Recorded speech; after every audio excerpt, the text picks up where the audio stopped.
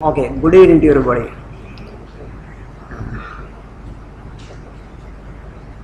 I'm going to discuss about the petroleum sector.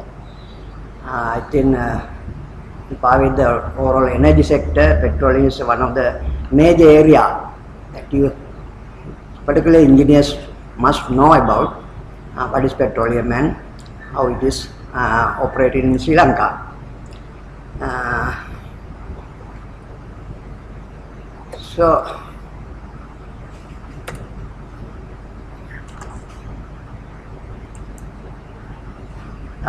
First of all, when I made my presentation last time, there was a request about talking something about the petroleum measurements, because petroleum measurement measure in different units. Sometimes basically petroleum measures barrel. So what is barrel? A barrel, how much is the barrel? Most of people don't know what is the amount, what is the volume of a barrel. Usually all over the world, petroleum, especially liquid petroleum, measure in barrels. What is then there is another term, what is called tons of oil equivalent. Tons of oil equivalent. When you go to the gas, it is million BTU or 1000 standard cubic foot. When you talk about the other fuels like coal, wood is kilocalories per kilogram, BTU of pounds, and megajoules per kilograms, kilocalories per kilograms, etc. When you go to the electricity, it's kilowatt hour. So there is a confusion. What is actually what are those units? So I thought give some idea about how and the easy way of remembering. One thing is easy way of remembering all these units. I have put all this into one unit which is very familiar to all of you. So this one tons of oil equivalents, actually it's International Energy Administration defined as 10 gigacalories. 10 gigacalories. Or when you convert 10 gigacalories into megajoules, just by doing calculation, it's 41,868 megajoules or 11.63 gigawatt hours. Actually, this by calculating, that's one. When you one calorie is equal to 4.18 joules equal to 1 calories. So when you calculate that, it comes to this figure. And megajoules, when you divide by 3600, that is per second, it comes gigawatt hours. So 11.63 gigawatt hours is equal to 1 tons of oil equivalent. Or for easy remembrance, 1 kilograms. If you take 1 kilograms of oil equivalent is equal to 11.63 kilowatt hour. That is, kilowatt hour is a very familiar unit for all of us. Kilowatt hour. In that way, we can get the values for other petroleum products, diesel, petrol, furnace oil, from the same units, kilowatt hour. Usually kilowatt hour used for measurement of electricity, but it's an energy, measure of energy. So this anybody can remember very easily. Diesel, 1 kilogram of diesel, 11.75 kilowatt hour. 1 kilogram of petrol, 12.2 kilowatt hour. 1 kilogram of furnace oil, 11 kilowatt hour. For alcohol, ETOH is ethyl alcohol, 7.4 kilowatts hour, right. Then 1 kilogram coal is 8 kilowatt hour. When you have these figures in mind, if you want to calculate how many kilowatt hour you can produce from oil or coal directly by using the efficiency, you can get how many kilowatt hour you get from 1 kilogram, so like that. So that is very easy to calculate. That is why I put in this way. Then gas is measured in million BTU. 1 million BTU is equal to 292 kilowatt hours. 292 kilowatts hours. So with that also you can, when LNG or natural gas, whatever it is, when you are using, you can directly get the efficiency by knowing these values, kilowatt hour terms. Then the 1 barrels is equal to 42 US gallons or 35 imperial gallons. Gallons is difference. Imperial gallons is what we use is imperial gallons here, but America and some other countries, they use United States gallons. That is smaller than imperial gallons, right? 1 imperial gallons equal to 1.2 US gallons. By calculating this figure you get, right? So this is actually to get some idea about these units, because most even engineers ask this question because they are not aware of what is. Of course, if you go to the literature, you can easily find it, right? So then let us talk about petroleum sector. Actually, the energy, economy and environment is interrelated. These three are interrelated. When you have growth in economy, definitely you need energy. But when you use energy, you have to be careful about environmental issues. So all these three has to be in a balanced position to sustain the economic growth as well as the other aspects of the energy sector.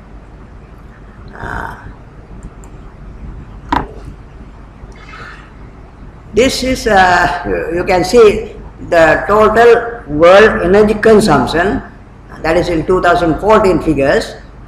I have put in million barrels of oil equivalent per day. Oil is the highest consumption, 92 million barrels per day. Then natural gas 70 million barrels per day, coal 75, hydroelectricity 18, nuclear 16, other renewable 4. Altogether 265 million barrels of oil equivalent is used in the world. Out of that, petroleum is not only a transport fuel, it's used for some other purposes as well. Industry uses about 27%, transport 28%, residential, actually this not on petroleum, the total energy, residential 36%, non-energy purpose 9%. Non-energy means other uses like petrochemicals, plastic, medicine and various other areas that we use for non-energy purposes. Petroleum, when you come to petroleum, it's about 55% of liquid petroleum used for transport sector.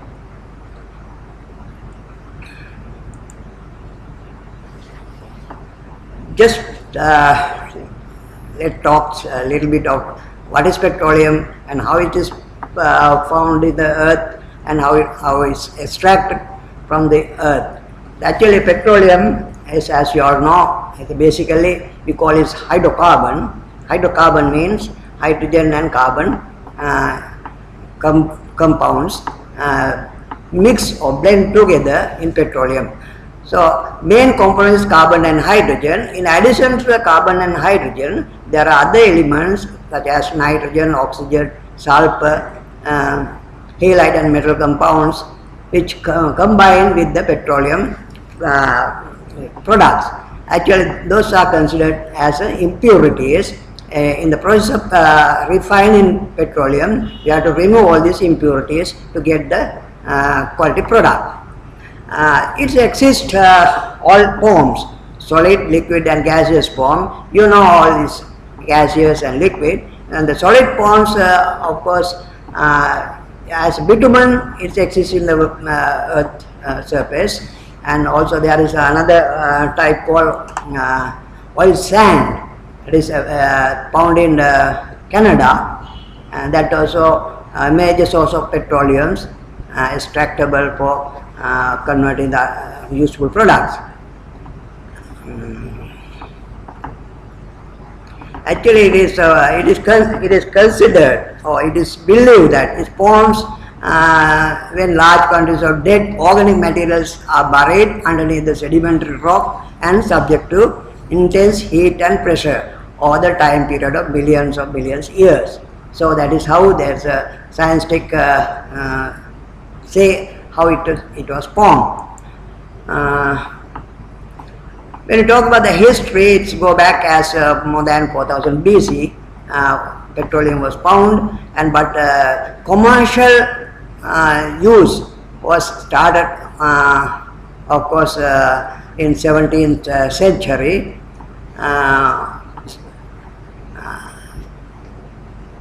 Initially, in 1860, the first commercial refinery was established, having a small capacity, 500 barrels per day. That is 500 barrels per day compared to the present day refinery capacities of about 1.2 million barrels per day. So this is a small refinery. Those days, but that is how it started in Pennsylvania. By 1900, Russia and America produced 80 and 65 million barrels of oil per day, respectively. This you can compare, that is by 1900 is 80 million barrels per year, whereas today the production rate is about, now it is about 95 million barrels per day, world production. Petroleum extraction, of course, it's a very, very complicated process, starting with structural studies using what is called seismic survey, and you can identify the oil-bearing structures underneath the earth crust. Once you identify the oil-bearing structure, actually you have to drill a well to identify whether there are oil or not exactly. Although there is a good geological structure, it doesn't mean that it has oil. But to find out oil or gas, definitely you have to drill a well. But even with the drilling well, sometimes you may have to drill several wells to find out oil or gas in that particular area. First oil well in Saudi Arabia, they have dug about 8 wells. Then only last one, only 9th one is the one well that they found oil. So it is not easy task. Of course, Sri Lanka also you may have heard about. We have done extensive oil exploration activities in Mana Basin, where we have drilled about 3 wells. Out of that, they found 2 wells with gas bearing. So but still they are not going for commercial extraction due to the various reasons.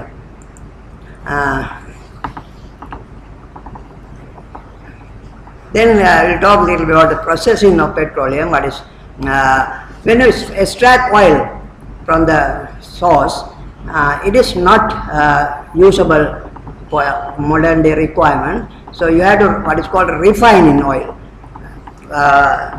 Refine oil.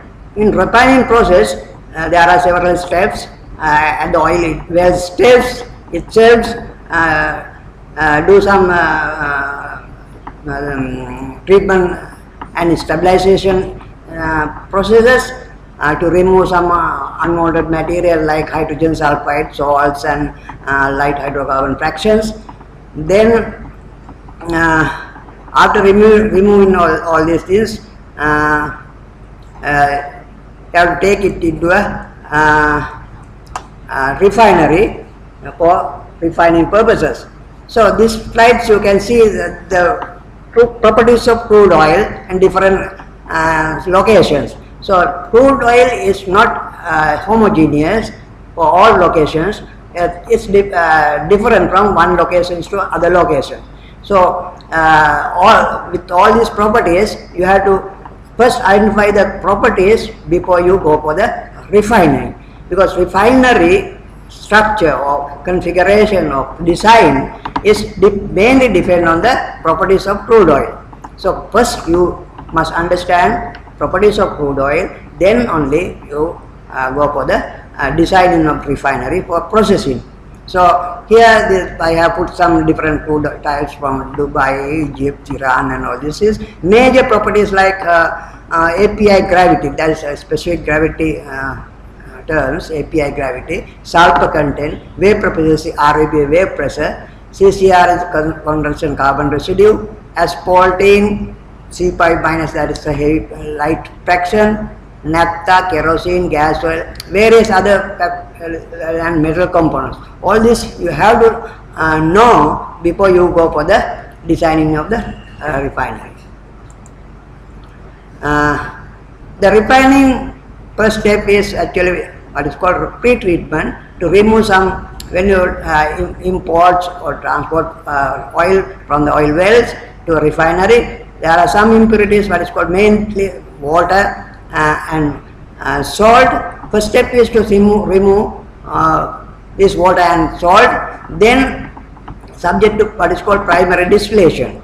This crude oil is a mixture of different hydrocarbons. So first you fraction into different components, right? That we call, that depend on the molecular weights and boiling range, we call is different names: naphtha, kerosene, diesel, and residue. Naphtha is actually carbon number range from C4 to C9, and boiling range about 35 to 160 degrees C. That's petroleum products categorized based on the boiling range, right? Then kerosene fraction we call 140 to 240 degrees C boiling range. Diesel 230 to 380 diesel range. Greater than 380 we call it residual oil.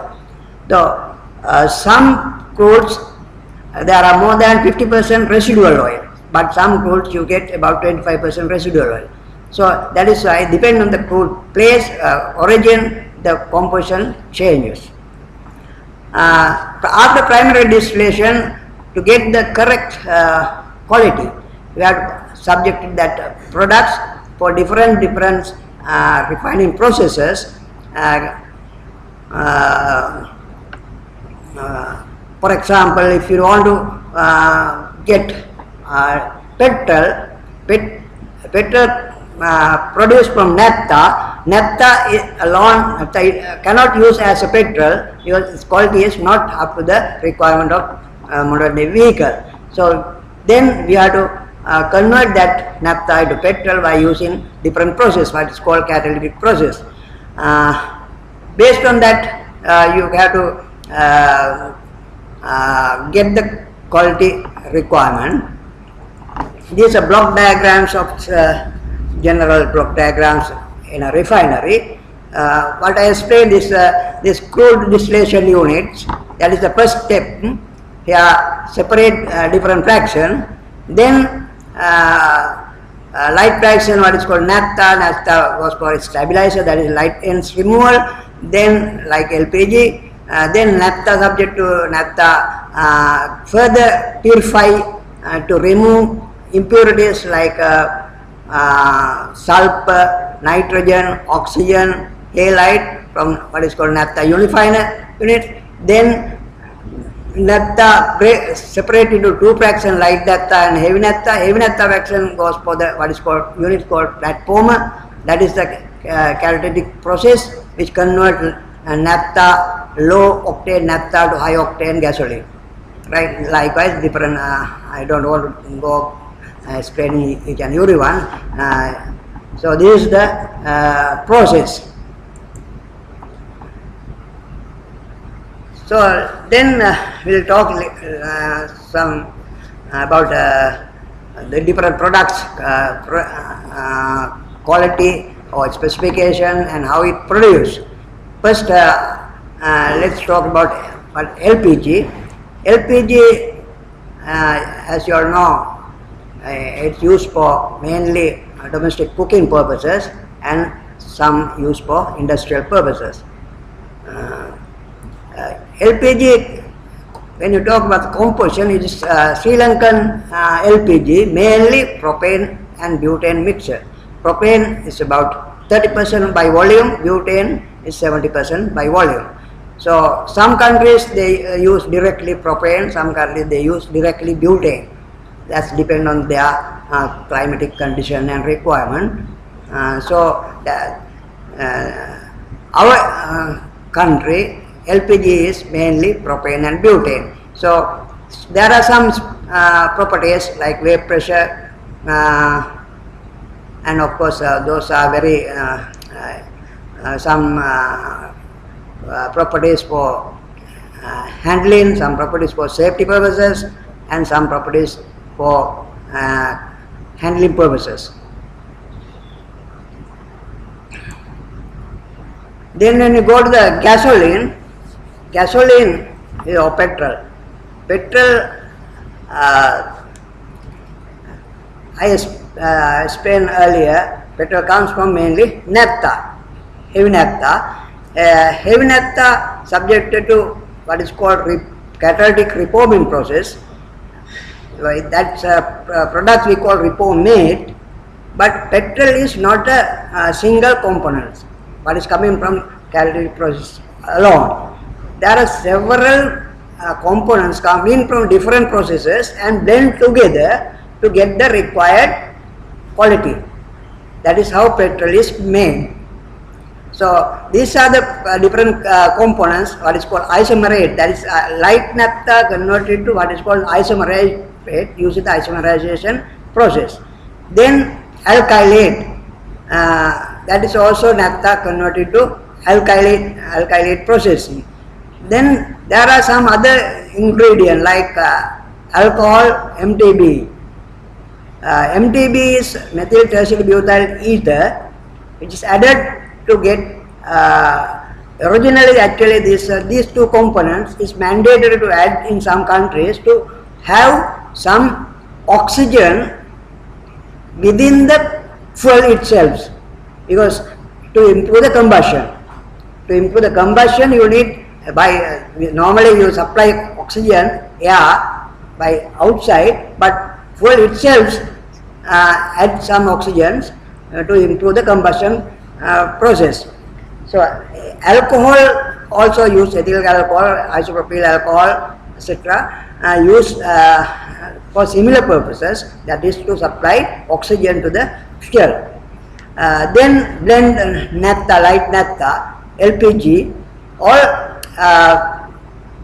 one or some of all these different products blend together to get the final product as required, quality requirement.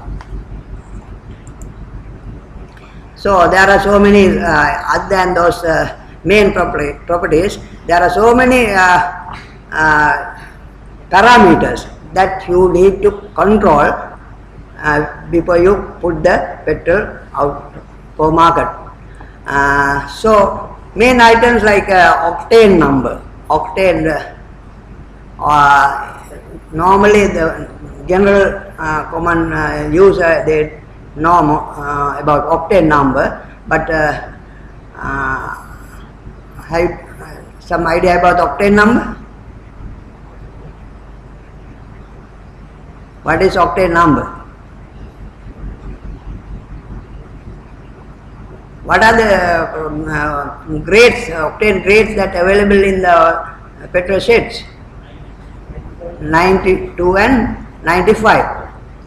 So why these two type of octane?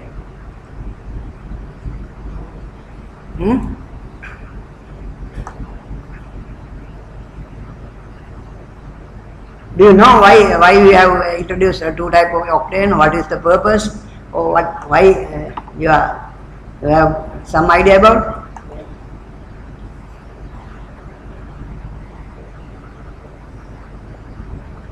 Right? Octane number, actually octane number is related to the engine performance, mainly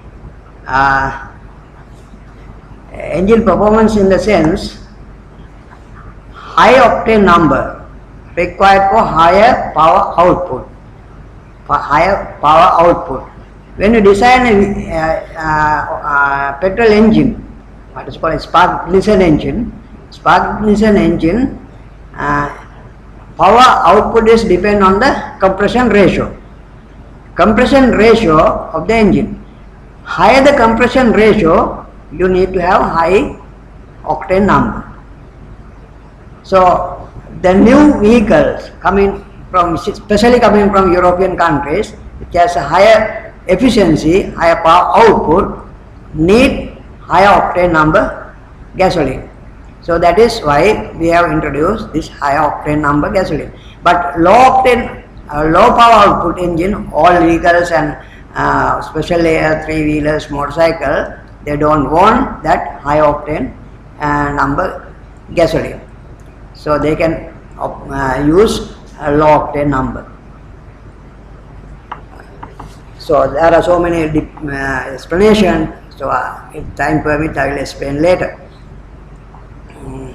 Octane number, another octane number usually what is called research octane number and motor octane number. There are two types, research octane number and motor octane number. And also some countries use what is called anti-knock index. That is, anti-knock index is octane, research octane number plus motor octane number divided by 2. That is average of those two octane number used as a anti-knock index. Especially America use anti-knock index. So when you go to America, you get octane, but they don't say anti-knock number. They say octane number or knock value as 80. Petrol sheds you will see octane number is 89, 88, like that, 84. But it's not actually our octane number. What we put as research octane number, it is an average octane number they use. So like that, for various purposes, we have to satisfy all these parameters before you put petrol into market. Similarly, the diesel also is a blend of different products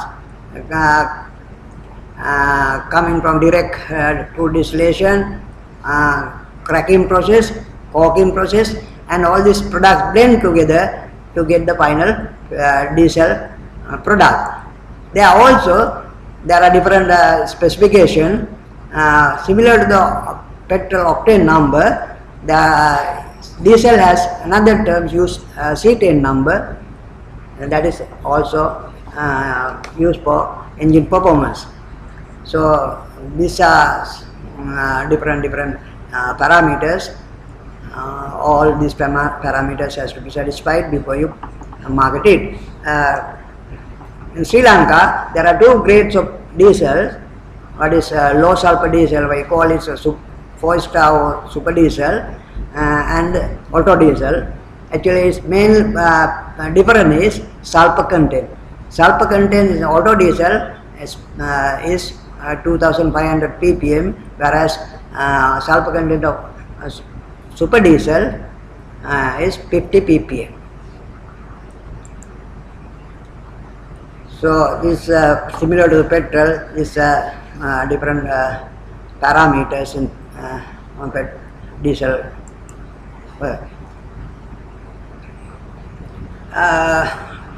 Present day, in addition to the petrol, they use ethanol.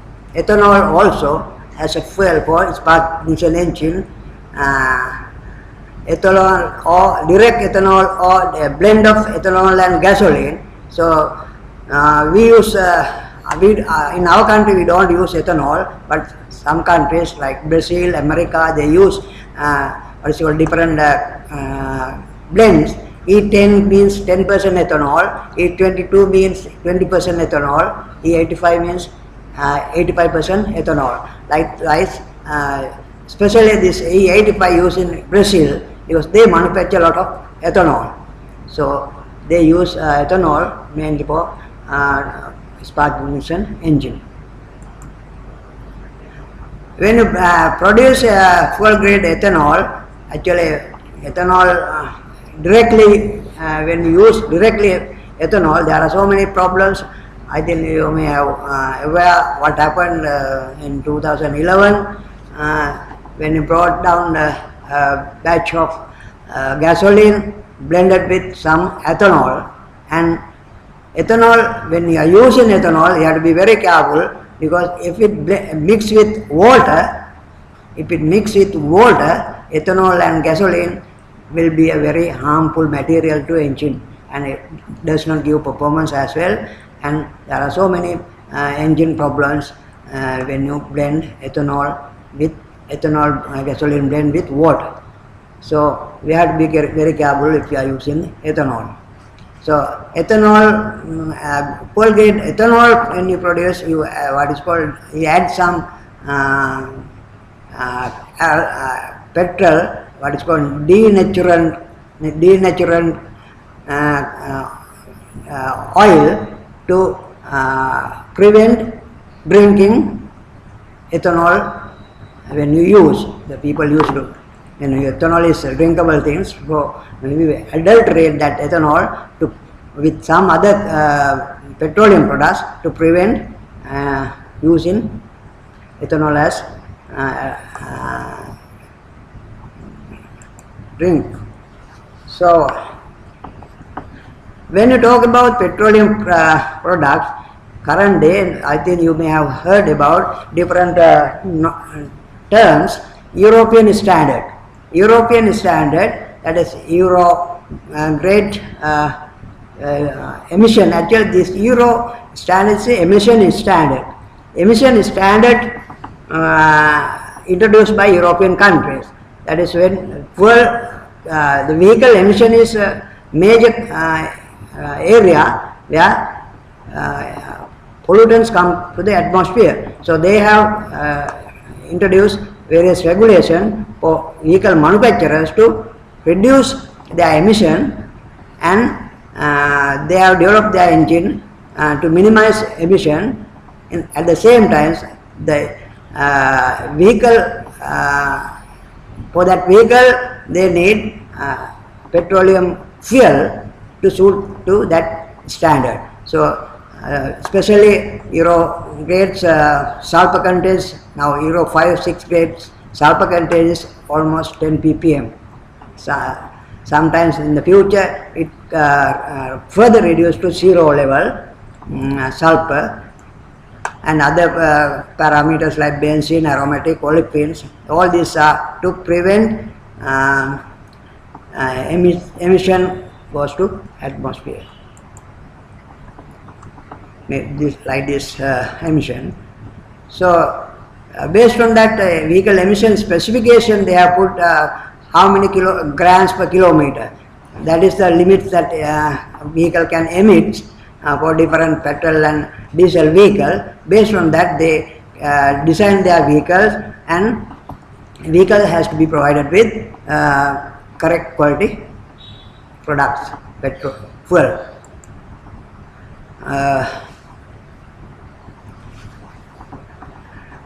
So when we use end use for different natural gas, ethanol, LPG, gasoline, diesel. So emission, you can see this level of emission. Actually, when it's come to the end use, there are some upstream emission also. In the production side, or extraction, production, distribution, all this also, there are some percentage of emission. So what is given in the blue is the production or handling side emission. For electricity, that is when you generate electricity, this is the amount of greenhouse gases emit to generate electricity.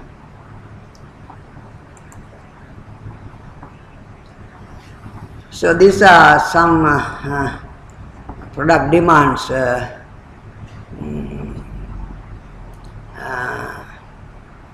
in million barrels per day, past demands and forecasted demands for different products.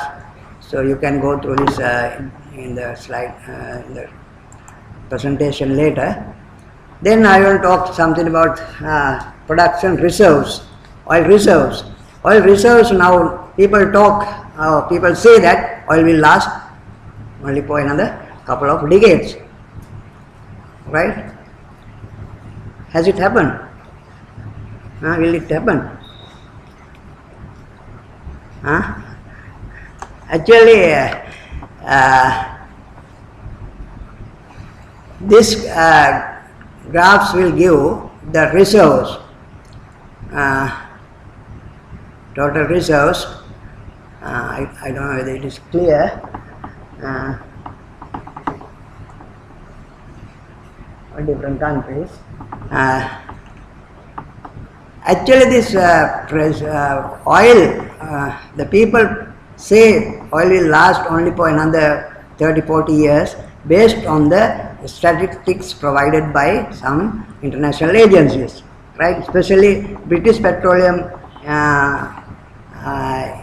statistics, petroleum statistics provide every year some data based on their reserves and production. This was based on the present day, their reserve to production ratio, they calculate how much reserves is available, what is the production rates today. So reserves divided by production rate will give the number of years to be served in future, right? Actually, this is when you take 40 years before, the reserves to production ratio is almost about 40 to 50 years.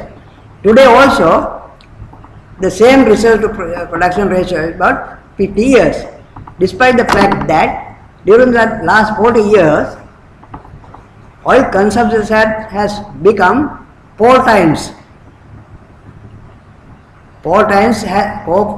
increase in oil consumption during the last 40 years. But still, you will get the ratio same. What is the reason for that?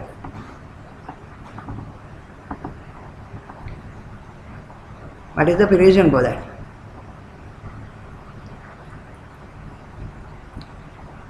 That means they have recovered more reserves during the last 40 years, right? Still, they develop different techniques to recover oil and gas. From early days, they extract oil from the offshore, onshore. Now they have moved into offshore also, and of course offshore oil reserves still they have not even extracted 10% of the total available. So oil will not last only for the next 30-40 years, but it will definitely last for another couple of centuries based on the way that they are recovering oil. So we need not to worry about oil will last only for another 30-40 years, right? Definitely now if it is if it is true, now you know the oil prices has come down from $130 to now $40 a barrel. Still they are running profitably, oil producing countries. So oil definitely will last for another couple of centuries. This is what I talk about the resource to production ratio. Based on that only they calculate a number of years. So based on this, coal will last 156 years, gas is cheap, oil 47 years as of today. But in after another 10-15 years times, the same ratio will be there because you extract more and more oil and gas. This oil price movement is this one will give us better idea. So different this in 2008 dollars oil prices movements.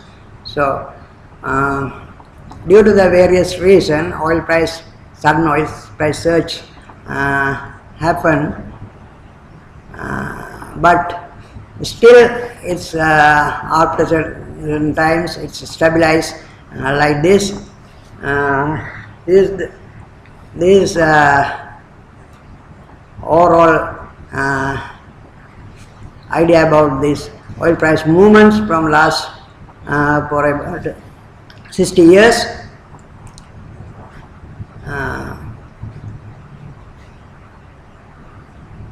This is on 2016 dollars. Actually, when you look at this picture, you can see today oil prices. Today oil prices is almost oil prices of 1975. Today oil price, and if you use the same dollar value, 2016 dollar, today price is almost 1975 oil price.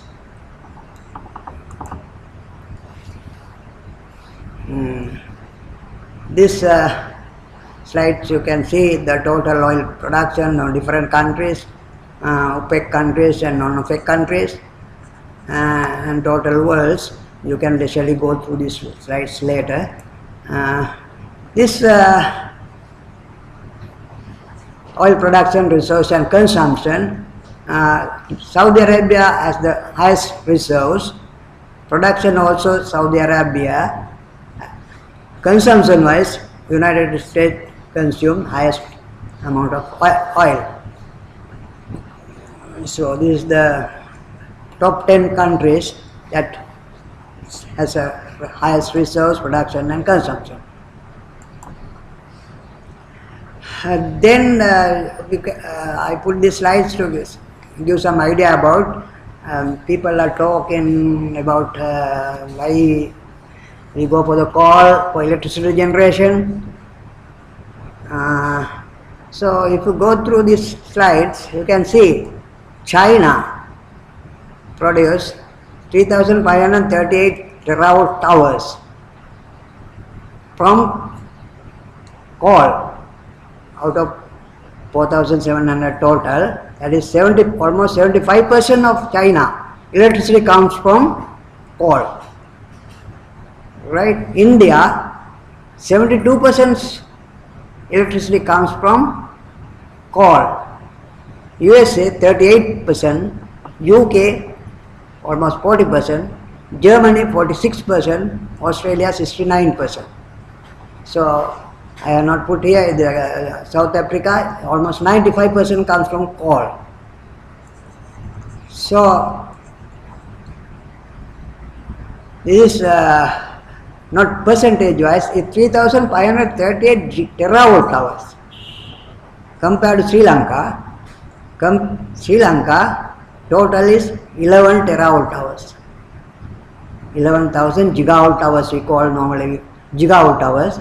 11,000 gigawatt hours annual electricity generation is 11 terawatt hours. So China 3,500 terawatt hours. So this something about the power generation from coal and gas, oil. Oil, of course, only Sri Lanka produce electricity from oil. Right? Only Sri Lanka. No one produce electricity from oil. That is very costly. Right? Sri Lanka petroleum sector, I don't want to go in details all this. Actually, initially, Sri Lanka petroleum sector was governed by private sector, especially Shell, SO and Caltex. In 1961, of course 62, nationalized the petroleum sector, and total distribution, marketing, all these activities given monopolist right to Ceylon Petroleum Corporation, and since then up to about 2002, petroleum sector was completely handled by Ceylon Petroleum Corporation. Then 2002 start liberalizing. Of course, before that also some areas like lubricating sector, gas sector was privatized. Lubricating sector was given to the Caltex, and gas sector to the Shell company. Then total retail marketing of other products was liberalized in 2002, and LIOC came into the market. So this happened now. Of course, there are so many players in the market for lube oil, then bunkering oil, bitumen, like that. So I don't know what happened in 50 years, right? Petroleum sector is one of the major sector that country need to have it in government sector, or most of the countries petroleum sector belongs to the state on. With that this nationalization project, petroleum refinery began in 1969, and all these facilities initially to produce local demand of petroleum products in the refinery. Then this is the product-wise demands, different products. Major demand is for diesel, and the fuel oil demand is high because of the power sector demand. Most of the fuel oil goes for the power sector. Otherwise, fuel oil, there is a very small demand of fuel oil in the country.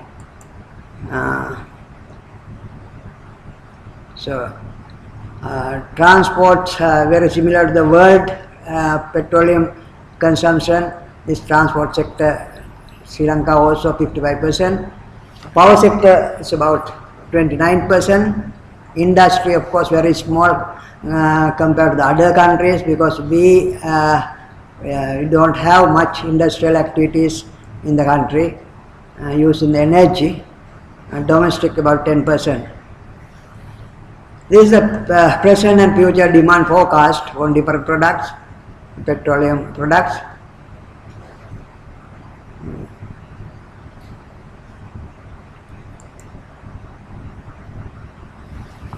Diesel, kerosene, petrol. Actually, diesel is the highest demand in the country, especially for heavy vehicle they use diesel. Refinery, actually a current refinery produce about 1/3 of the country's demand, balances import and supply. because of that we have to incur very high cost for import of petroleum products. If you have the refinery, you can save a lot of foreign exchange to the country. This gives some idea about the refinery yield for different products. In a crude oil barrels, you can see, just get some idea about crude oil barrels. About almost 40% comes as residual oil in our refinery. But modern refineries, like different process we have to reduce the residual oil content to about less than 4% by converting residual oil using other processes like hydrocracker, delayed coke, etc. Right? So this is the difference. When you have these units, you can increase the refinery profitability. So we have proposed to increase the capacity of refinery at Sapugaskanda because of this low profitability and less production in the refinery. So, but still it's not materialized. So these are the block diagrams for different processes for new refinery proposed, similar to that I have mentioned about earlier. So different process unit like delayed coker, hydrocracker units have been introduced to increase the production. So this when you have very sophisticated or complex process, you can increase your refinery profitability like this. The present refinery is what is called hydroskimming refinery, that is very low margin, whereas the cracking refinery, you can increase the refinery margin to a high level. Then let's talk about something about infrastructure facilities available in the petroleum sector. You can see the crude oil tankers coming from foreign countries, and here from ships, what is called, there is a protein buoy which connect through the submerged pipeline underwater and pumps crude oil to the shore tanks here, refinery, and there are two storage facilities, Rodavat and refinery. From the refining process, products transfers to storage tank at Sapugaskanda, Kolonna, main distribution centers, and also there is another tank in the Rodavat, which directly you can supply from sea vessels to that storage tank. So this is refinery. If you go for the refinery expansion and modernization, you can save fair amount of foreign exchange to the country in terms of about 300 to 400 million US dollars you can save by refining locally. Oil exploration, I mentioned a little bit about earlier how far we have gone through. Actually, we have now stopped this process because there is no mechanisms to market this process as the people who did the exploration activities, India, Sri Lanka company, they wanted to sell products at a higher price, so government didn't want to buy that price. That is why that stopped at that level, and I don't know what will happen in the future. They may discuss further and try to extract gas available in the Mana Basin.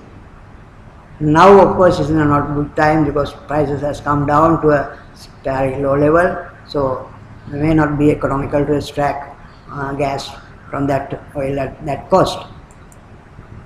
This is the area that his exploration activities are going on, Mana Basin.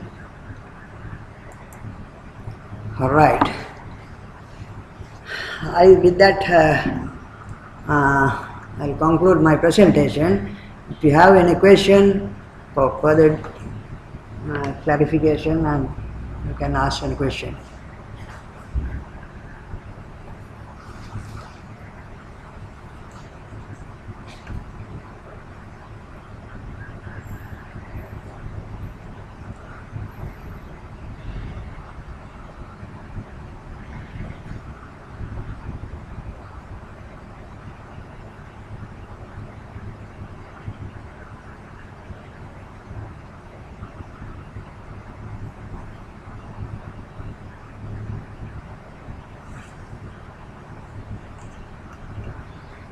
Yes.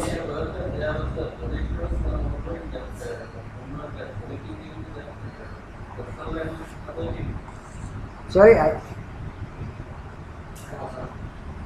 4 or 5 years ago, yeah. we have heard that the Central Environmental Authority has introduced a project to convert that polythene and other things into the Polythene, that is, yeah. That is, that plant is still working, no? That is polyto. That's it's called polyto. They brought up that petroleum. No, actually they started that is actually environmental project. That is to way of disposing waste, plastic. They believe that they can convert this plastic into petrol, but actually they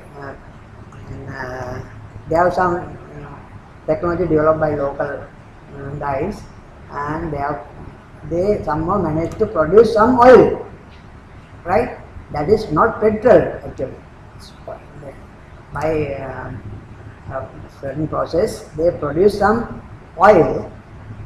The oil means the actual petrol is very there are so many parameters before you use petrol in your vehicle. So just by getting some liquid, you can't use as a petrol. So now, even now they have, I heard they have not doing that. They have now gone for some other things. I don't know whether I am correct. What I heard is they use waste lube oil for extracting lube oil base oil. That plastic business is I don't know, they have stopped it because it's not technically feasible. Yes. Some what it means for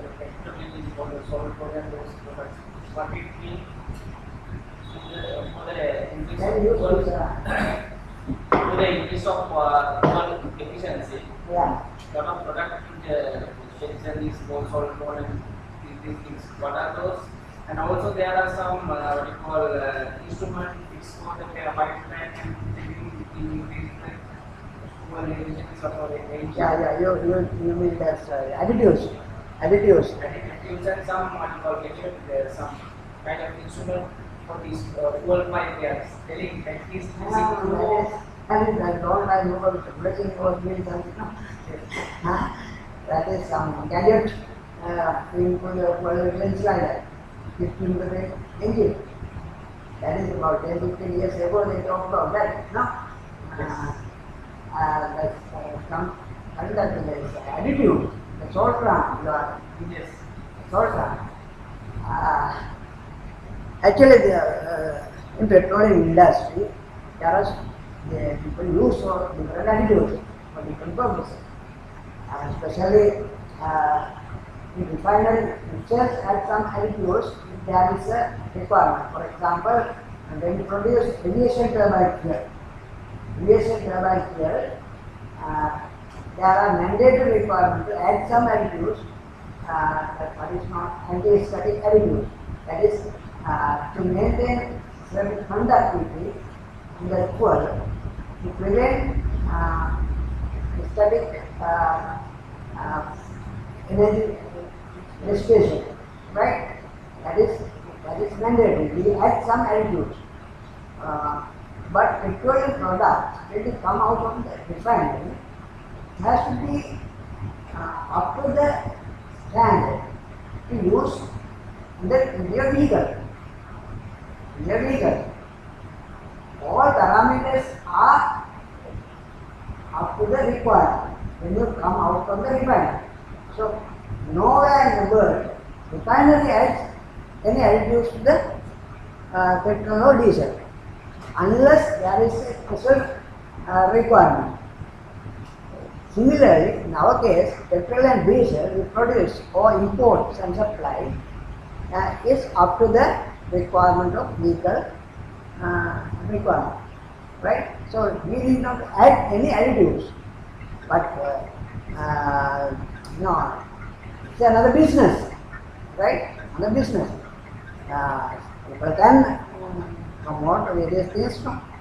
For example, even this LIOC, they market different gasoline.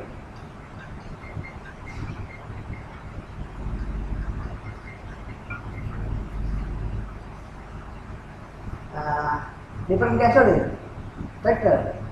Earlier when the market 90 octane, they said they have 91 octane.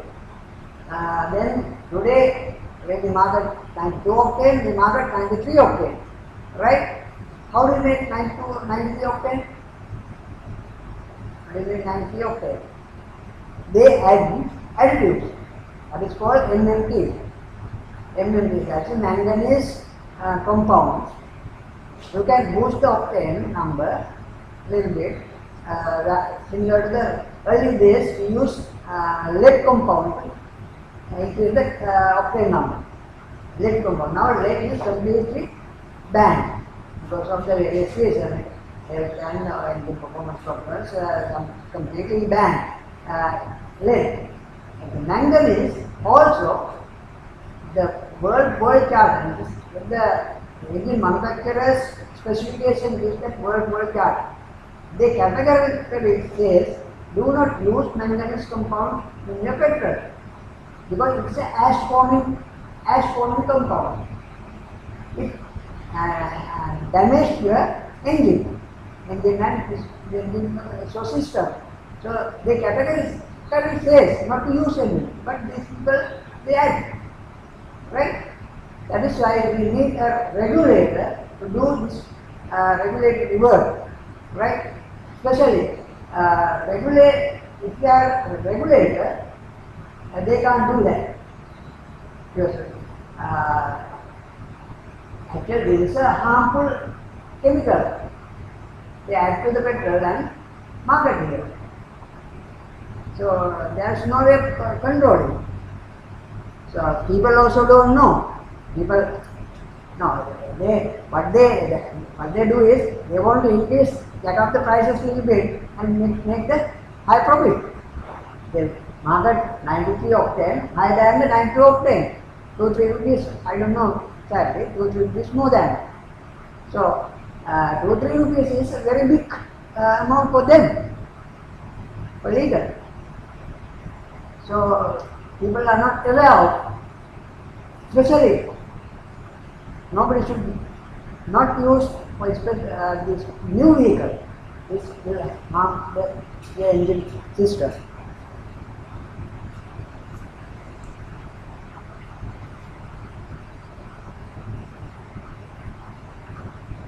The other things I could mention about the regulatory aspect of petroleum sector, right? Regulatory aspect actually, as you all know, there is a regulatory commission, PUC, Public Utility Commission, which has given the mandate to regulate utility system, utility in the sense water, electricity and petroleum. They right now regulate electricity, not water or petroleum. Petroleum sector is still under the Ministry of Petroleum. So petroleum, if you have good regulator, most of these problems will be eliminated because they have authority to request anybody, or they have authority to control any unordered things doing, and bring the system to a homogeneous system, so that there won't be any problems in that sector. So because of the ineffectiveness of the regulatory system right now, petroleum is now goes out of hand. Ministry itself do not take much interest on this at the moment.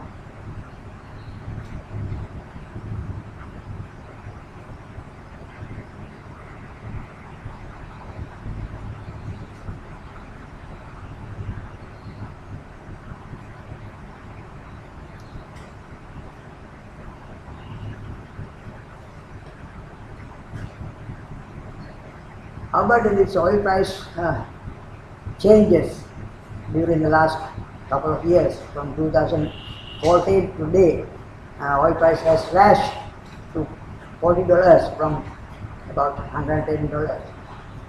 What is the impact to the petroleum industry or economy? What do you think?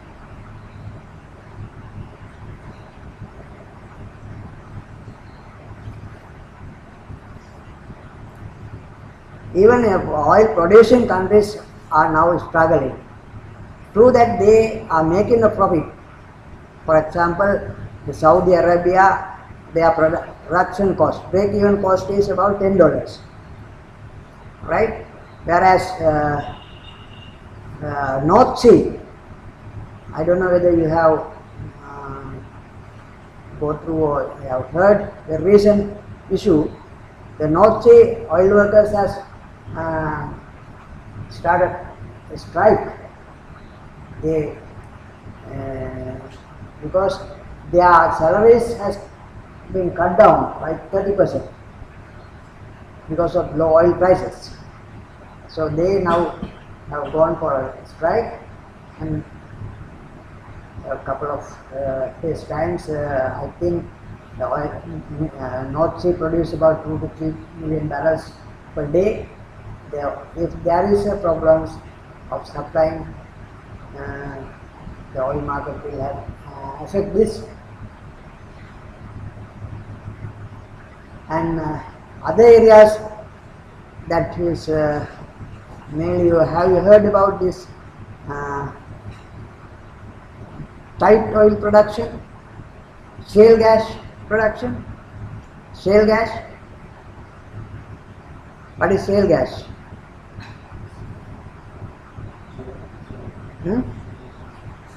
Shale gas and shale oil. The conventional oil production is actually oil is accumulated in a reservoir, and what they do is they drill a hole, drill a well, and extract oil. The shale oil or shale gas, we call it tight oil. It's not reservoir oil. It's not accumulated in a reservoir, right? It's scattered in different places, like honeycomb, right? Right? It's not extracted using the normal techniques.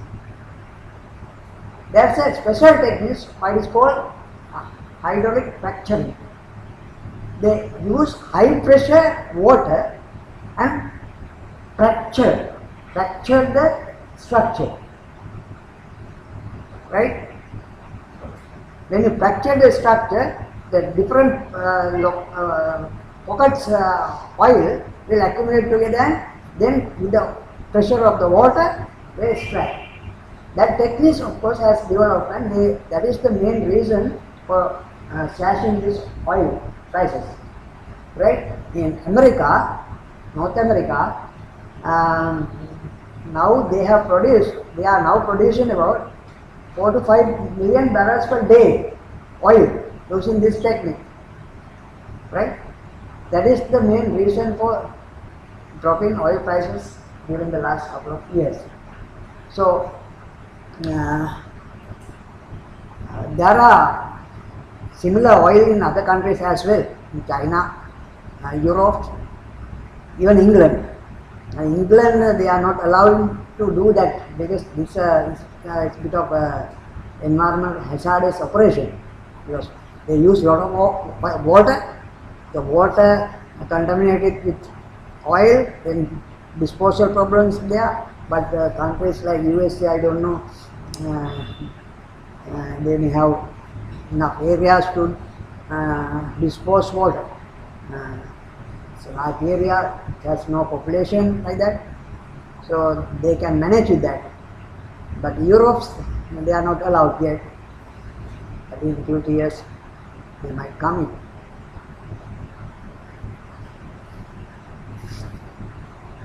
So that is the one thing, that is economic or break-even cost of extraction still below the oil price. So they can make a profit, most of the countries, but still there are another issue. There is a term called fiscal economic break-even cost. The fiscal break-even cost, that is, people in Saudi Arabia, like countries like that, they used to spend lot from their oil revenue. They used to, their economy is mainly depend on the oil economy. So they have a lot of funds for other areas. So when the oil price goes down, they are struggling now. They can't maintain their that social status. So what they are doing now is they take money from the reserves. They have deposited money, they have reserve money. Now what they are doing is they take reserve money for their existence. So that is the problems they have now.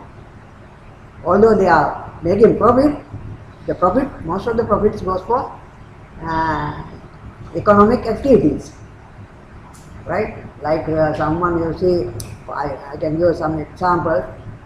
Some people, when you go abroad and earn money and used to live into that level, if you come back to country, if he doesn't have income to maintain that level, then he has a problem, no? It's something like that. Because they are used to that living condition, so they can't maintain that living condition.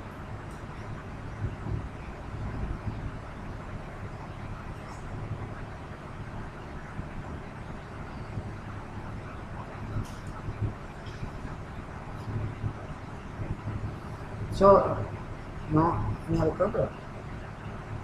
Question.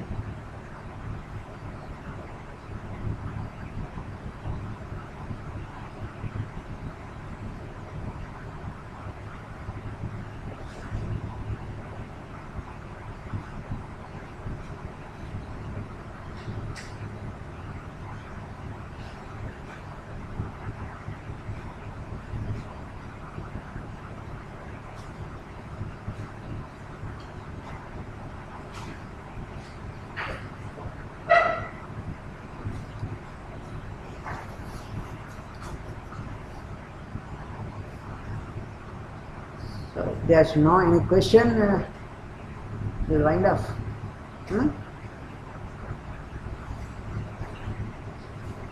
Okay.